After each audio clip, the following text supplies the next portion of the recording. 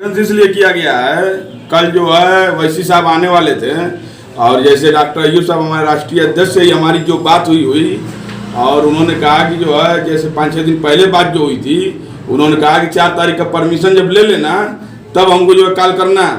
तो हमने कहा कि 5 राष्ट्रीय अध्यक्ष को आपको बुलाना है और हम लोग चुनाव जीत रहे हैं। तो उन्होंने कहा ठीक है 4 तारीख को प्रोग्राम ले लो। हमने प्रोग्राम ले लिया और तमाम जो हेलीपैड वगैरह का भी व्यवस्था कर दिया और 11 बजे रात में 3 को रात में 5 बजे वो खाली हुए अपने चुनाव से।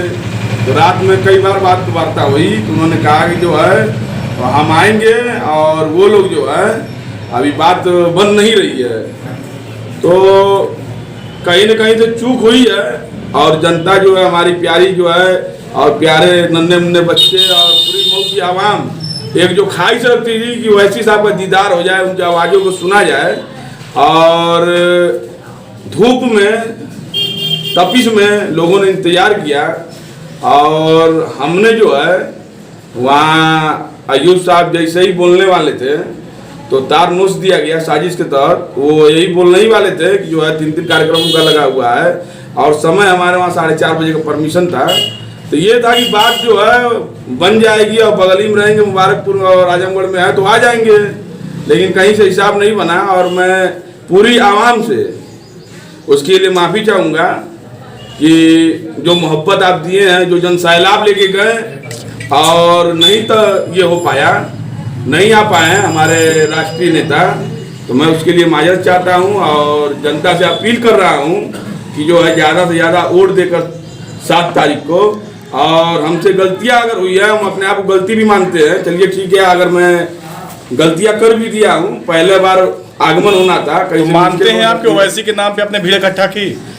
नहीं, ओवैसी के नाम पे तो लोग गए ही हैं, दीवाने हैं, ओवैसी चाहने वाले दीवाने हैं। यानी पीस पार्टी कोई मतलब नहीं है? नहीं, ओवैसी के सामने नहीं, पीस पार्टी गठबंधन में है और जो है चंद्रशेखर रावण भाई गठबंधन में है। ये मोहब्बत थी कि वहाँ लोग गए थे और हमारे नेता आ जाते हैं तो इंशाल्लाह इनकलाब क्यों नहीं आए? नहीं क्यों नहीं आए? समय कम था, 4:30 बजे तक का परमिशन था, आगे 3 कार्यक्रम था। उनके बताने के हिसाब से डॉक्टर अय्यूब साहब जो हमको बता के यहाँ निकले, वो जैसे ही जो है साजिश के तहत तार नोच दिया गया जनरेटर का। तो आपने कहा तार नोच दिया गया, आपका कार्यक्रम, आपके राष्ट्रीय अध्यक्ष आप मौजूद, तो कार्यक्रम कौन रोकेगा?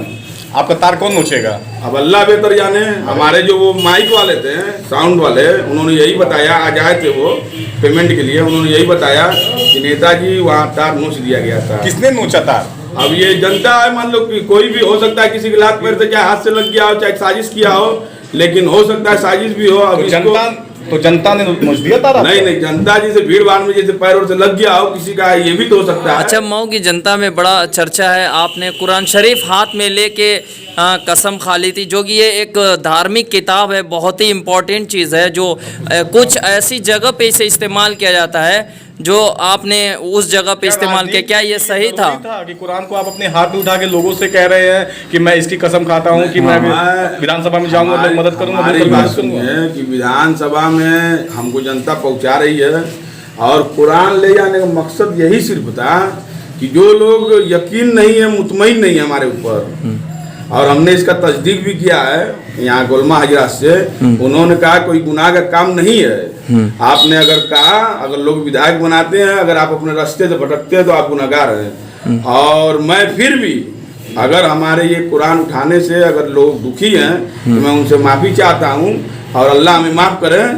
और गलतियाँ इंसानी से होती है। तो राजनीति के लिए सब कुछ जायज़ है, मानते हैं भैया? जो है कुरान की रोशनी में और हदीस की रोशनी में मैं सियासत करना चाहता हूँ। जब से 1947 के से देश आज़ाद हुआ है, अब तक किसी ने ऐसी नहीं की, आपने ऐसा पहली बार? हमें अल्लाह पे भरोसा है और हमको जो है जो राजनीति करना है, जो दीन का हिस्सा है सियासत, उस एतबार से करना है।